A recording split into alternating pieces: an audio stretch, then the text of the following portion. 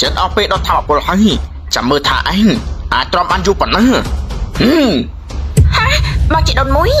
បើឯងចង់ស្លាប់ទៅហើយអញ្ចឹងមានតែយើងបំពេញបំណងឯងចោះទេឈប់សិនអាកញ្ចាស់នេះតើឯងចង់និយាយអីទៀតហើយយើងនេះគឺពិតជាស្ដាយមែនមនុស្សដែលពូកែខាងខាត់គុណរបស់គ្រួសារទូក៏ដូចជាគ្រួសារជាគួយស្ដាយយើងមានច្បាប់ថាមិនអាចឲ្យដៃខ្លួនឯងប៉ះឈាមកូនចៅខ្លួនឯងបានទេមិនអញ្ចឹងយើងប្រកាសជាចាត់ការខ្លួនឯងមិនខានទេ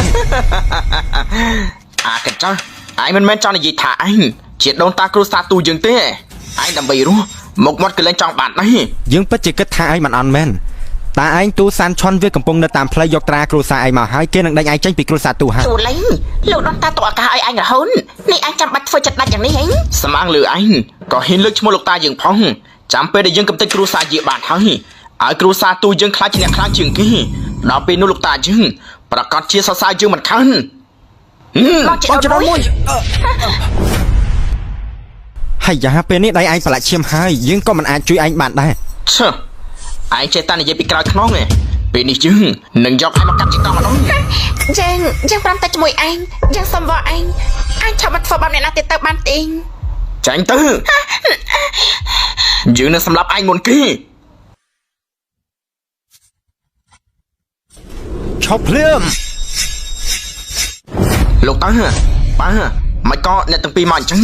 បើយើងមិនមកទេយើងក៏មិនដឹងថាឯងខ្លាំងចឹងទេឯងបែរជាហ៊ានលួចយកថ្នាំដង្កូវដែលលោកដូនតាឲ្យមកទៅវិញសៀវលីឯងទៅធ្វើរឿងធំយ៉ាងនេះមិនបានជាឯងមិនមកពិភាក្សាជាមួយអ្នកផ្ទះសិនលោកដូនតាបានឲ្យរបស់ខ្លាំងមកពួកយើងពឺដង្កូវនេះដើម្បីឲ្យគ្រូសាទូយើងក្រោកឡើងវិញខ្លាចជាអ្នកខ្លាំងជាងគេលើលោកនេះសាន់ឈុនចៅឯងពិតជាខ្លាំងមែនមើលវាយកូនចៅយើងទៅលោកដូនតារឿងថ្ងៃនេះគឺកូនចៅគ្រួសារខ្ញុំធ្វើខុសគ្រួសារទូខ្ញុំព្រមសងវិញទាំងអស់គ្រួសារទូឯងសងរួចដែរទេឯងចាញ់គេហើយនេះយើងទុកមកឲ្យឯងបាត់មាត់ធ្វើបាត់មាត់ឯងភ្លាមទៅនេះឯងមកករឿងនៅមិនទាន់គ្រប់ទៀតទេរឿងនេះលោកតាកុំរវល់អីរឿងនេះខ្ញុំធ្វើនេះសុទ្ធតែដើម្បីគ្រួសារទូយើងដើម្បីគ្រួសារទូអនាគតគ្រួសារទូយើងត្រូវឯងបំផ្លាញអស់ហើយឯងនៅមិនឆាប់លុតជង្គង់សុំទោសដូនតាទៀតលុតជង្គង់ចុះភ្លាម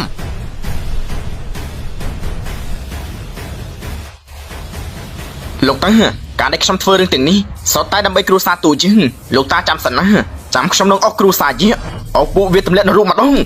អាផ្លោកជួមដល់ពេលនេះហើយឯងនៅមិនទាន់ដឹងថាឯងធ្វើខុសកន្លែងណាទៀតពេលនេះខ្ញុំលុតជង្គង់ចោលហើយលោកតាចង់ឲ្យខ្ញុំយ៉ាងម៉េចទៀតមិនមែនលុតជង្គង់ឲ្យយើងទេតែគឺលុតជង្គង់ឲ្យលោកដូនតាទេលោកតា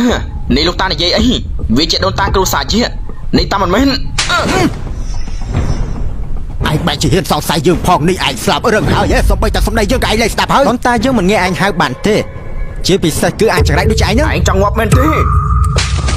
នៅហ៊ានតមាត់ទៀតឯងឆាប់សុំទោសភ្លាមទៅ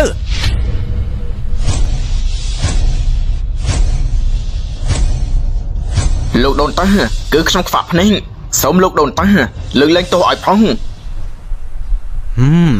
មុននេះឯងក៏មករុញលោកយាយឯងដែរឯងមកលុតជង្គង់សុំទោសនាងដែរទៅឯងឲ្យយើងលុតជង្គង់គោរពមនុស្សស្រីឲ្យឯងលុតក៏លុតទៅមិនក៏និយាយតែបែបម៉េមួយជីវិតយើងមិនលុតជង្គង់គោរពមនុស្សស្រីទេអូជាមិនចឹងណាស់ហើយចឹងពួកយើងត្រូវត្រៀមការទៀនបងស្ដាប់តាមអូនទាំងអស់អាចៅឯងមានកំណត់មិនល្អឯងបំផ្លាញវិជាគុណខ្លួនឯងទៅរឿងនៅថ្ងៃនេះក៏ចាត់ទុកថាចប់លោកដូនតាឲ្យវាបំផ្លាញវិជាគុណវាមានមេត្តាណាស់ទៅហើយនេះឯងចង់ធ្វើអីទៀតវាជាមនុស្សអាក្រក់មនុស្សដូចជាវាមានកម្លាំងធាតុវាគ្រោះថ្នាក់ឲ្យសង្គមទៅវិញទេអាចចង់មកសៀតឯងហ៊ានសម្លឹងមើលលោកដូនតាផងឯងនឹងមិនឆាប់លុតជង្គង់ចុះទៀតខ្ញុំចង់បានការណែនាំពីលោកដូនតាហើយពិតជាមិនស្គាល់ងាប់សំអាងលើឯងក៏ហ៊ានមកប្រកួតជាមួយលោកដូនតាយើងផងអាចង្រៃឯងហ៊ានប៉ះលោកដូនតានេះឯងលេចចង់រស់ហើយ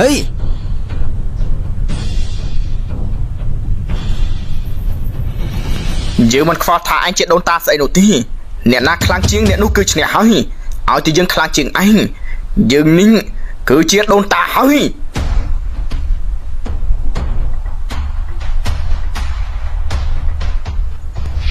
លោកដូនតាមិនក៏កម្លាំងធាតុឯងស្រាប់តែបាត់អស់អញ្ចឹងកម្លាំងធាតុលោកដូនតាបាត់ទៀតហើយបងមិនអីទេបងយ៉ាងម៉េចហើយបងមិនអីទេសាន់ឆុននេះជាជំរឿនដែលគ្រូសាទូឯងរើសហើយ អាចចង្រៃនេះអាចធ្វើអីអាចចង់ឲ្យគ្រួសារជួយយើងទៅមួយខ្លះទឹកអញ្ចឹងអី លោកតាបានឃើញហើយវាមិនមែនជាដៃគូខ្ញុំទេឲ្យតែពួកយើងសម្រាប់វាចោលពួកយើងក៏អាចខ្លាចជាអ្នកខ្លាំងហើយជំនួសគ្រួសារយើងបានហើយ